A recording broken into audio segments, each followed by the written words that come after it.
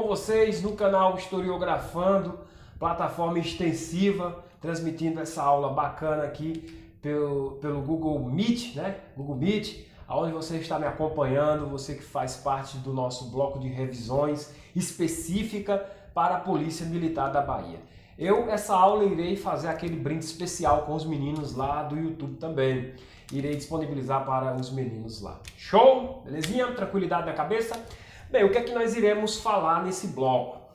Os blocos anteriores, nós estávamos falando sobre a Era Vargas. Aqui também vai continuar falando sobre a Era Vargas e o assunto específico é o que nós conhecemos como a intentona integralista, lá em 1938, um aninho só ali depois do início do período anterior que nós estávamos falando, do período ditatorial da Era Vargas ou o Estado Novo. Show?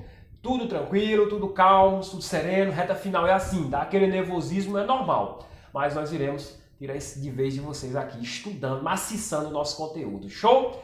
Vou chamar vocês para a tela para a gente começar a rabiscar, viu? Eu vou rabiscar tanto na tela, vem cá novamente, ó, como aqui no quadro com vocês, olhando para vocês olho a olho também, viu? O quadrinho aqui é para riscar para vocês. Vem cá. Ó, intentona integralista, nosso assunto aqui em tese, ok, gente? Já vai separando esse material aí para vocês rabiscarem também do outro lado. Com a extinção da AIB, os integralistas planejaram a derrubada do governo e a morte de Getúlio Vargas. Esta revolta de direita não conseguiu alcançar seus objetivos. Aqui eu já explico, ó, que foi frustrada, não conseguiu alcançar seus objetivos. Órgãos repressores de 1938, quem era, professor? Era o DASP, viu? O DASP, que essa sigla aqui, DASP, tem como significado Departamento Administrativo do Serviço Público. Nada a ver com Serviço Público. Serviço Público ser repressor? Não, hoje não rola, né? Ficavam os órgãos, né? Esse órgão, aqui ficavam submetidos todos os serviços públicos do Brasil. Já estou te explicando o que é o DASP.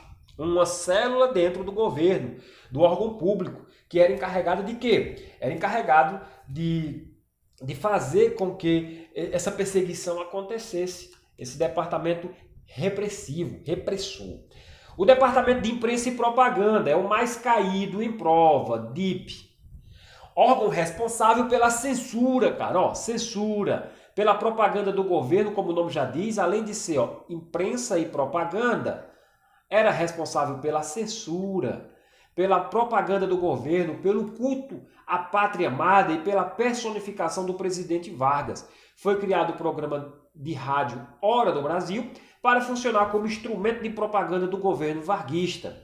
A eleição foi vencida pelo general Dutra, que foi eleito novo presidente do Brasil. Terminava assim os 15 anos do governo da Era Vargas. No início da década de 50, Vargas retornaria ao poder de forma legal, viu? Ele havia sido eleito presidente pelo voto direto. Vem cá, professor, não estou conseguindo entender nada não, é porque aqui, gente, você que está no YouTube já pegou o barco andando. Mas está valendo, eu vou te explicar aqui, eu vou te detalhar. Nós estamos falando de um período chamado intentona integralista. Pelo amor de Deus, já digo, não confunda com a intentona comunista. Integralista e comunista. Na Era Vargas, vocês vão visualizar essas duas aqui comigo, mas não confunda, certinho? Então, ou seja, esse órgão DIP, que é o mais cobrado, se eu fosse apostar em prova, vem cá para o quadro, ó, aqui no quadro com vocês, eu apostaria no DIP, que é o Departamento de Imprensa e Propaganda. Eu apostaria que sobre isso aqui poderia cair, porque isso aqui é um órgão repressor, um dos órgãos criados à semelhança do que estava acontecendo na Alemanha nazista. Departamento de Imprensa e Propaganda, lá funcionou com outro nome, mas aqui, vem cá para a tela comigo, ó, aqui era o DIP, Imprensa e Propaganda. Ele era quem organizava a censura dentro do nosso Brasil. Pega que cola, pega que dá certo. Continuando aqui, tá, gente? Ó, já no próximo slide, eu vou apresentar para vocês a nata do bolo, as características do governo Vargas, características da Era Vargas ou do governo. Primeiro ponto, ó, Vargas foi eleito pela coligação PTB, ficha comigo isso aí, PTB, vem cá para a tela, ó, ficha comigo, deixa eu pegar aqui o pincelzão de novo, PTB, Partido Trabalhista Brasileiro, PSB, Partido Social Progressista. É importante eu saber disso aqui? Sim, mas isso nunca foi cobrado em prova. Isso não tem nem tendência a cair em prova. Então vamos ficar com o que realmente nos interessa. Então fica com isso aí guardadinho. Nacionalismo econômico, opa, bizu, viu? Bizu forte aqui, ó. Nacionalismo econômico. Eu só gosto de bizu, não tem problema. Se você não gosta de bizu, pega o conteúdo mesmo, tá? Ó, nacionalismo econômico. O presidente Vargas iria permitir o capital estrangeiro no Brasil, mas não, ó, admitia a desnacionalização da nossa economia. A nossa economia tinha que estar pautada dentro do nacionalismo varguista. Ele não admitia mais o que? O capital estrangeiro tomando de conta da economia brasileira, não. Muita atenção, meu caro, muita atenção, minha aluna. Quando eu falo para vocês, de olho no quadro, ó, nacionalismo econômico, a banca vai querer colocar exclusivismo econômico. Exclusivismo econômico, assim, ó. Exclusivismo. O que é uma coisa exclusiva? É uma coisa só sua, né? E aqui não, ó. Olha para mim. Não. Não vem que não rola, não cola. Nada de exclusivismo econômico, não. Por quê? O Getúlio, ele permitia, sim, o capital em partes dentro do Brasil. Mas o que ele não admitia era o quê? Era essa intervenção econômica internacional no Brasil, como foi antes da era Vargas. Show? Tranquilo? E isso, professor, ele vai resolver de que forma? Da industrialização, quando nós chegarmos lá. Ó. Então, ele não admitia a desnacionalização da economia. Ó, o presidente Vargas iria permitir o capital estrangeiro no Brasil. Veja, ele iria permitir sim. Às vezes vem exclusivismo, aí acaba por errar uma questão besta, uma questão facinho que nem essa, né? Mais um ponto importante, ó. Criação do Banco Nacional de Desenvolvimento Econômico, BNDE. Criação dele. Não vou me estender mais aqui não, tá, gente? Criação dele. Em 52, era o programa de investimento do governo. Na campanha O Petróleo é Nosso, mais um ponto, ó. O slogan defendido pelo Getúlio, pelo governo getulista, não admitia empresas estrangeiras explorando o petróleo brasileiro. O resultado foi favorável aos nacionalistas. Estava criada a Petrobras, empresa estatal responsável pela extração e refino do petróleo brasileiro. A Petrobras, depois de muito atrito entre o governo e as forças conservadoras, apoiada pelo capital estrangeiro, a empresa foi criada com capital misto, mas o Estado possuía a maioria das ações, sendo sócio majoritário.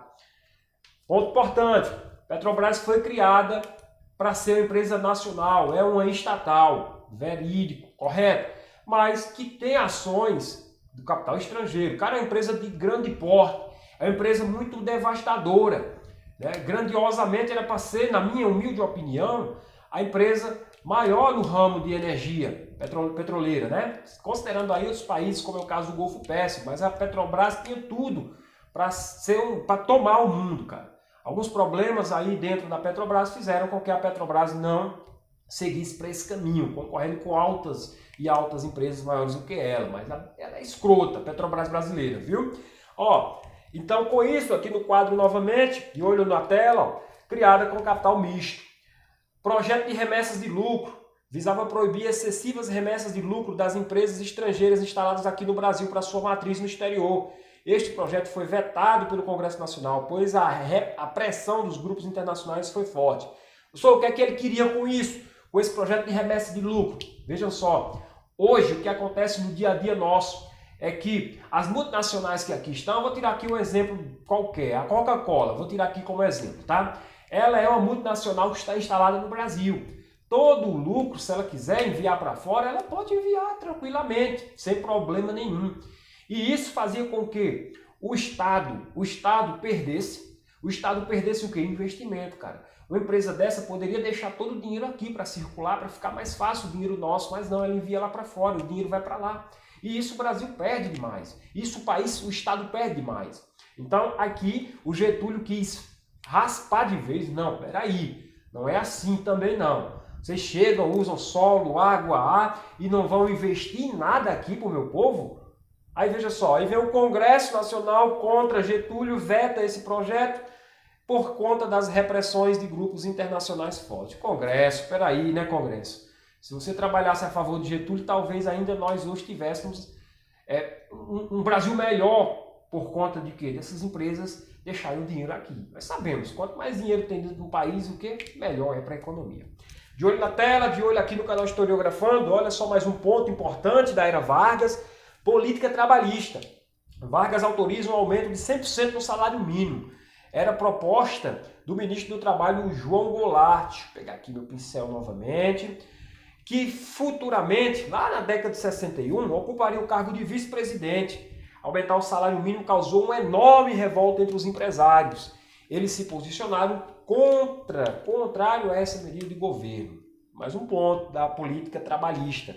Professor, quer dizer que Getúlio Vargas ele olhou para o trabalhador? Bom saber, bom você notar isso.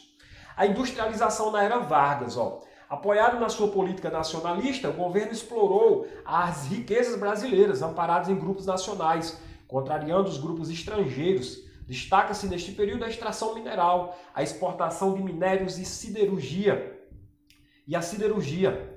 Minérios e a siderurgia para poder alavancar na industrialização. Precisava de minérios e precisava de uma siderúrgica, ou a siderurgia, que é a arte de fazer e trabalhar com isso, né? Com os minérios aí extraídos. Mais um, criação do Conselho Nacional de Petróleo em 1938. No ano seguinte foi aberto o primeiro poço de petróleo em Lobato, lá no estado baiano, aqui dentro do estado de vocês, né? Construção da Companhia Siderúrgica Nacional, a CSN, em 1941. Empresa instalada lá no Rio de Janeiro, em Volta Redonda, para a produção do aço. A criação da Companhia do Vale do Rio Doce, hoje a Vale, né, conhecida como Vale, em 1942, com a meta de cuidar da extração das riquezas minerais. Criação da Companhia Nacional de Alcalis, em 1943. 1943, né? Isso. Criação da Fábrica Nacional de Motores em 1943. Criação da Companhia Hidroelétrica do Vale do São Francisco, em 1945, se eu não me engano, a de Sobradinho, aqui próximo do nosso estado baiano. Certo?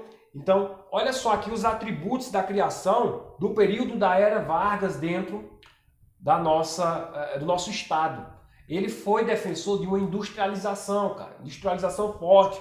E sempre bom notar isso, que quando eu falo industrialização, é para privilegiar o nosso capital interno, para privilegiar o quê? Uma não intromissão dentro da nossa economia do capital estrangeiro, coisa que já tinha sido ruim